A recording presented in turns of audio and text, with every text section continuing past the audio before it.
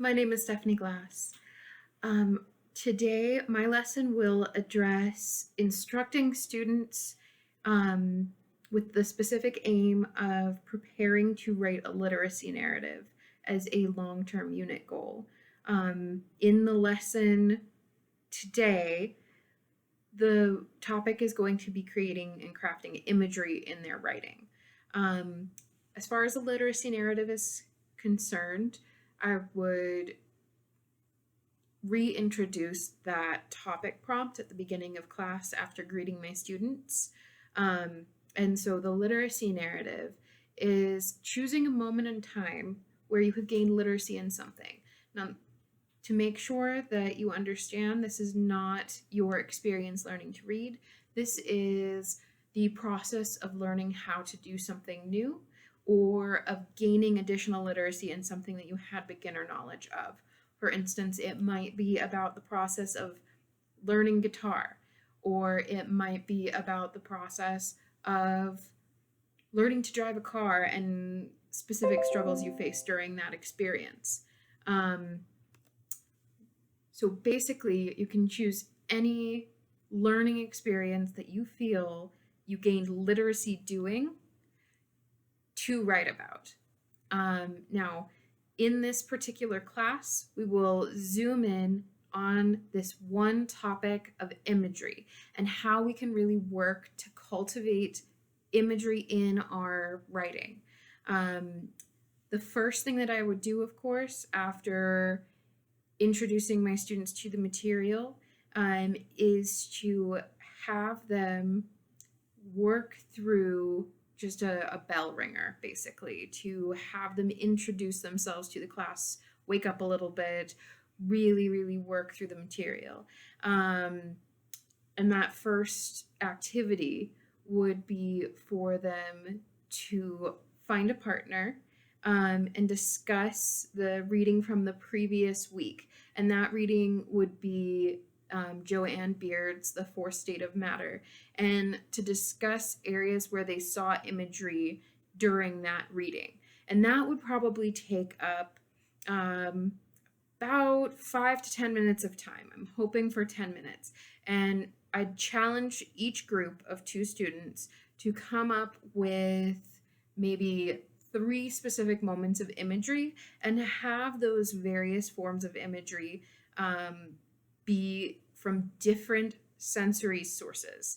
So we would go over taste, touch, smell, scent, and I'm forgetting one. Okay, so taste, touch, smell, sight, and scent.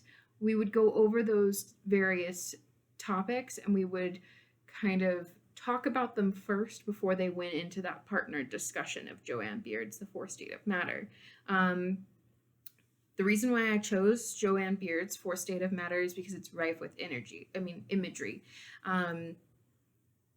This particular reading is very emotive and it interworks a number of themes, and it also tells a narrative of a woman who's coming to terms with a great deal of life changes in addition to dealing with a very traumatic event in which a number of people died.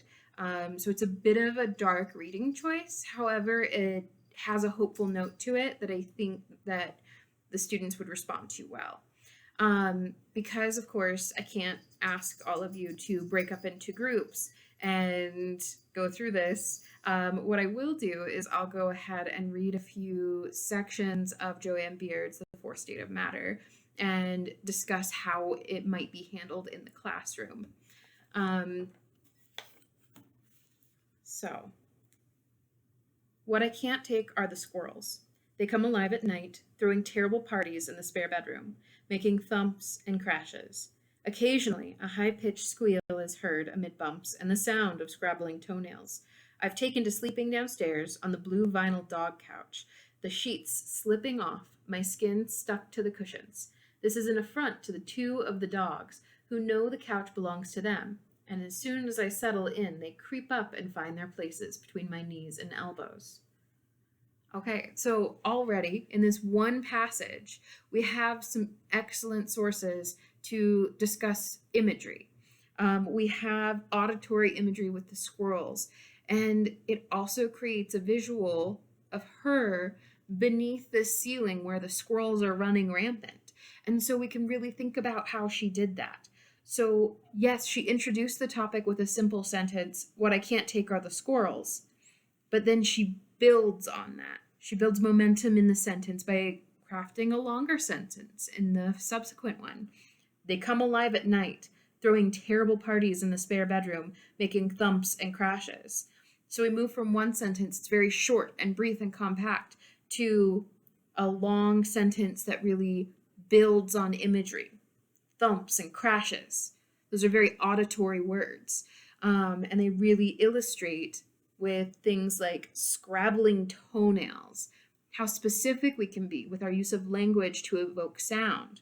Um, and then when we move a little bit further into this paragraph, we have "on the blue vinyl dog couch, the sheets slipping off, my skin stuck to the cushions." That really evokes touch imagery. We get the sense of the sticky vinyl and her skin clinging to it. And I think that that really brings to bear a good way that we can create reader engagement, because we really feel like we're inside of her experience. Now, obviously, if I were instructing a class in this material, I'd be asking them more questions, asking them to generate more kind of metacognitive engagement with the material. However, because I am engaging with you online, I'm going to go on ahead and keep walking this pathway of offering a little bit more content from this. "We are in this together, the dying game, and I read for hours in the evening, one foot on her back, getting up only to open a new can of beer or take peed-on blankets to the basement." Okay, so we know what she's doing. She's opening a can of beer. That creates the kind of sound that we can imagine and focus on. And if we have the example of these peed-on blankets, what are we feeling and smelling and imagining? What are we bringing into our bodies, like envisioning this scene? Okay, because this is very scent oriented. It's peed on. So we know that they have to smell. We know that they're wet and not something you want to be touching. So there's still that engagement. Okay. Now, I want to look at another reading. What I'd hope to do after they work in partners, making lists of all of these various examples of sensory images in Joanne Beard's writing, I'd like to move to a couple other pieces and just read them short snippets. In my ideal world, I'd have them written up on a board behind me. And we'd go through and underline the best sensory words. So I kind of want to ask you to imagine doing that, because I don't have the option of doing that here. So in this reading, this is Jeanette Winterson's "Why Be Happy When You Can Be Normal." She is describing a phone call that she makes to her mother. And I think that it does an excellent job of really describing a sense of imagery even when a person is absent. So let's go into this passage. She's calling her mother from a phone booth in the rain. "I went to a phone box. I had no phone. She went to a phone box. She had no phone. I dialed the Accrington code and number as instructed, and there she was. Who needs Skype? I could see her through her voice. I could see her through her voice, her form solidifying in front of me as she talked. She was a big woman, tallish and weighing around 20 stone, surgical stockings, flat sandals, a crimpline dress, and a nylon headscarf.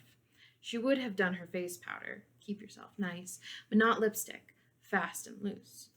She filled the phone box. She was out of scale, larger than life. She was like a fairy story, where size is approximate and unstable. She loomed up. She expanded.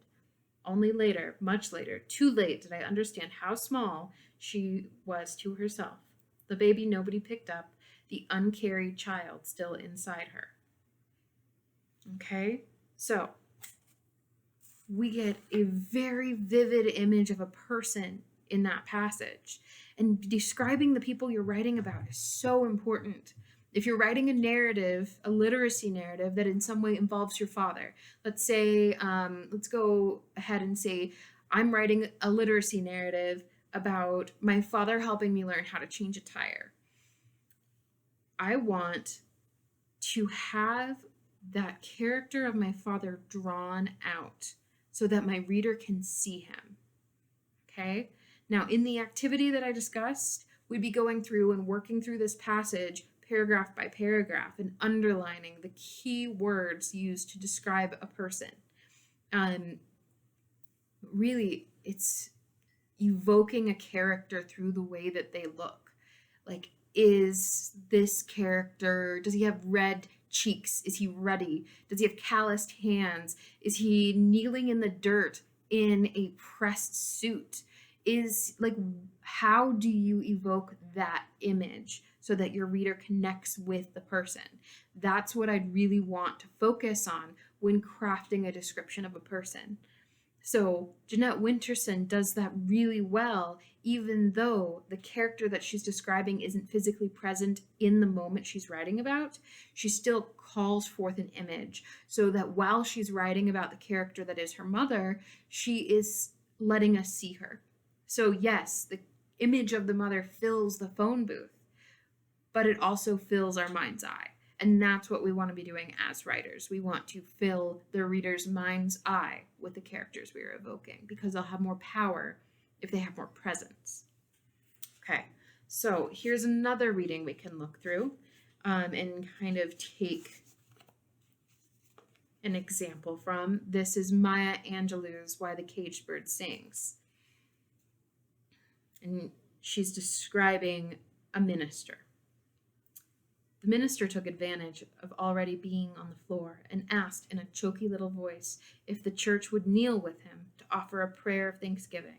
He said we had been visited with a mighty spirit and let the whole church say amen. Okay, so choky little voice is another auditory way of bringing forth imagery.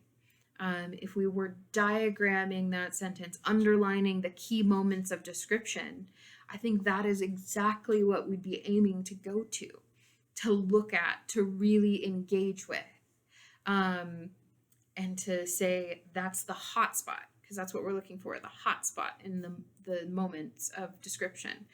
Choky little voice that stands out, okay?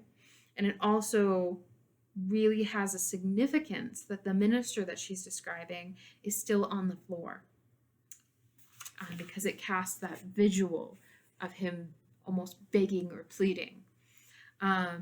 Now, after going through these written examples of imagery, what we do is we would segue into the viewing of a Pixar short film.